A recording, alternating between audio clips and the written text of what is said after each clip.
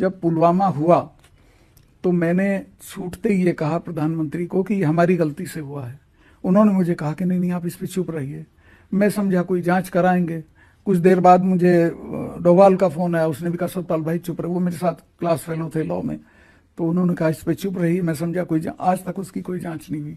और अगले दिन से ही ये शुरू हो गए उसका बेनिफिट लेने के लिए कि वोट देने जाओ तो पुलवामा की शहादत को याद रखिए। पुलवामा पर आपने अपना स्टैंड काफी बार क्लियर किया है।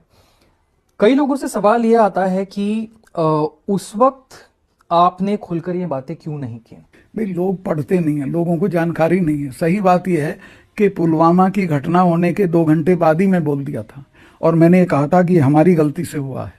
प्रधानमंत्री कहीं अपनी शूटिंग करा रहे थे नेशनल कॉर्बेट पार्क में, वो मुझे शाम को मिले तो मैंने उनको बताया। उन्होंने कहा क्या है? मैं कहा हमारी गलती से हुआ। तो बोले चुप रहो।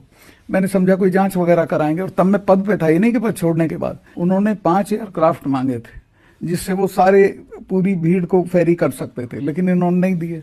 जबकि देते, मैं तो वहां जब स्टूडेंट्स फंस जाते थे उनको जहाज से मंगाता था, और सड़क से अगर ना चलते तो ये घटना ही नहीं होती। आपको लगता है उस वक्त आप कुछ अलग कर सकते थे? शायद अगर उस वक्त आप इस मुद्दे को लेकर इस्तीफा दे देते तो एक स्ट्रॉन्गर पॉलिटिकल मैसेज जाता।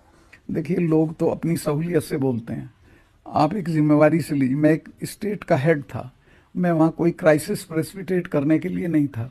मैं तो समझाना बुझाना बोलना यही कर सकता था।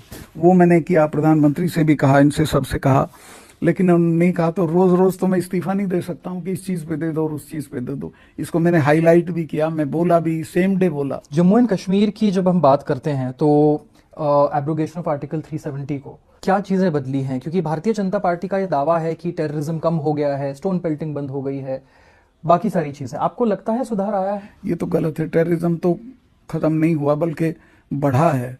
अभी आप देखिए राजौरी में, कुपवाड़ा में रोज कुछ कोई ना कोई टेररिस्ट एक्टिविटी होती है। मैं जब वहां था सब बंद हो गया था। ये स्टोन पेल्टिंग भी उसी वक्त बंद हुई थी, इन्होंने कुछ नहीं किया है इसमें। और अब जो वहाँ के गेंस थे वो सब फिल्टर अवे हो रहे हैं, चूंकि ये कुछ कर ही नहीं रहे हैं। वहाँ डेवलपमेंट कराना चाहिए, लोगों को अपने विश्वास में लेना चाहिए, ये सब काम नहीं हो रहे।